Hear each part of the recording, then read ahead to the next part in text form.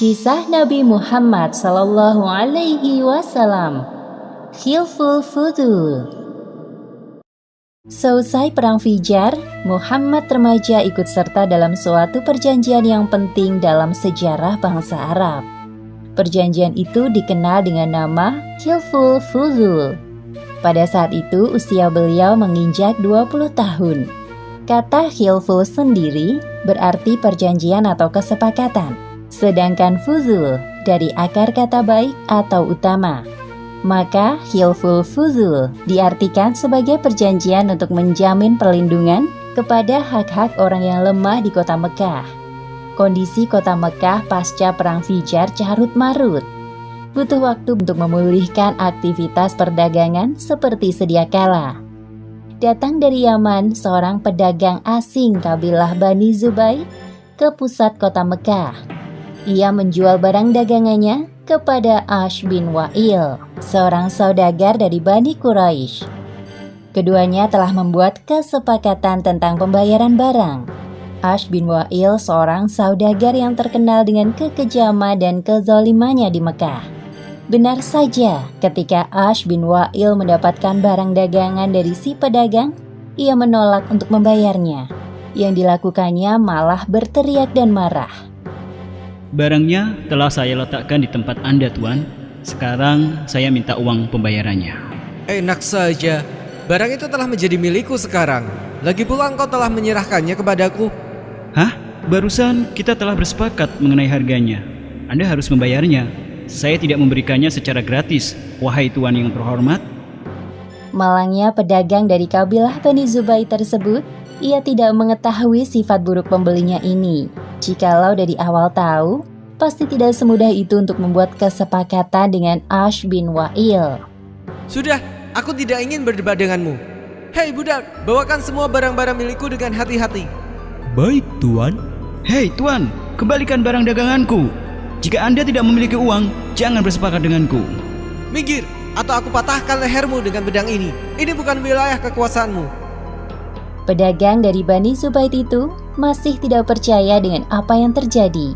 Ia harus mempertahankan hak pembayaran barangnya dari Ash bin Wa'il dengan cara apapun.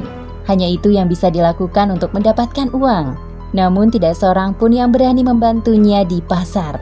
Mereka semua takut kepada Ash bin Wa'il. Wahai Tuan, tolong aku. Engkau tadi melihat aku dan Tuan itu bersepakat. Jadi, dapatkah engkau menolongku untuk... Maaf, aku hanya pedagang kecil. Mana berani aku melawan Ash bin Wa'il? Ya, kami takut dengannya.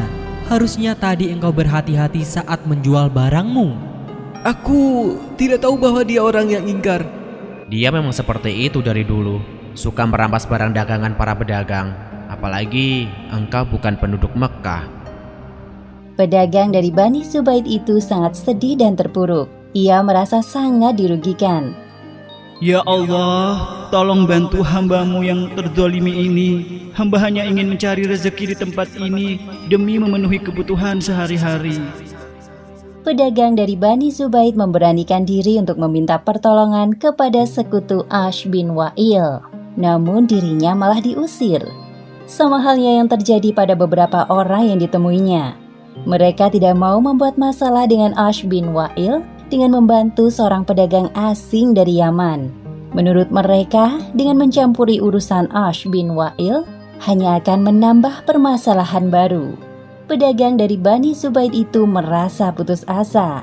Lalu ia membacakannya di depan umum. Wahai keturunan Fihr, tolonglah orang yang perdagangannya dizolimi. Di tengah kota Mekah, sementara ia jauh dari rumah dan sanak keluarga.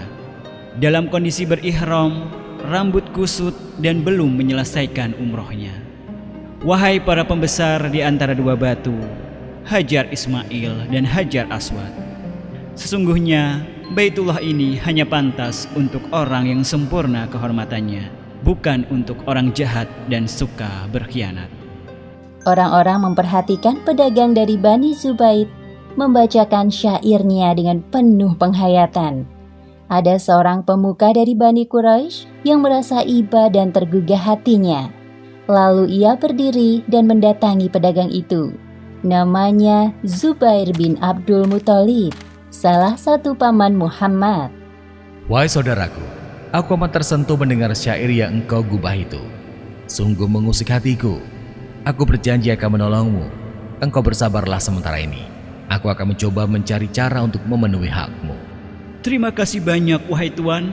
Ternyata masih ada orang yang baik sepertimu di Mekah ini. Zubair bin Abdul Muthalib memang telah lama resah melihat keadaan Mekah pasca perang Fijar. Apalagi mulai terdengar perpecahan di kalangan Bani Quraisy. Ditambah lagi dengan peristiwa pengaduan syair ini, dikhawatirkan nanti para pedagang asing enggan memasuki kota Mekah. Sejak kepergian Abdul Muthalib, orang-orang Quraisy dari keluarga lain mulai berani melawan pemerintahan yang saat itu dipimpin oleh Bani Hashim. Atas dasar itulah, Zubair mengusulkan agar diadakan pertemuan untuk membahas persoalan ini. Pertemuan ini dihadiri oleh orang-orang Quraisy dari Bani Hashim, Bani Zuhrah, Bani Taim, dan Bani Asad di rumah Abdullah bin Jud'an At-Taimi. Kemudian mereka berikrar untuk menegakkan keadilan bagi siapapun yang terzolimi, baik bagi orang asing maupun penduduk asli Mekah. Muhammad juga ikut hadir di sana. Saat itu beliau telah dijuluki sebagai Al-Amin, orang yang dapat dipercaya. Tampak hadir pula Abu Bakar bersama ayahnya, Abu Quhafah. Sebagaimana yang disebutkan dalam hadis yang diriwayatkan oleh Al-Baihaqi.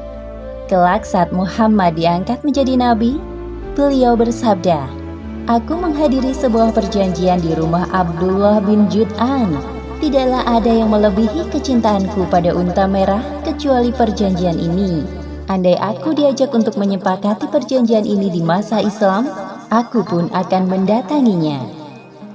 Akhirnya pedagang dari Bani Zubair mendapatkan hak pembayaran barangnya dari Ash bin Wa'il setelah didesak Zubair bin Abdul Muthalib dan para pembesar Quraisy lainnya, tepatnya setelah peristiwa Hilful Fudul. Demikianlah akhir kisah peristiwa Hilful Fudul yang dihadiri oleh Muhammad pada saat beliau belum diangkat menjadi Rasul.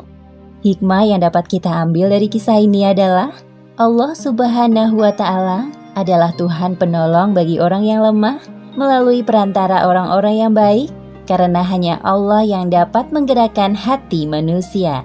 Wallahu a'lam bishawab.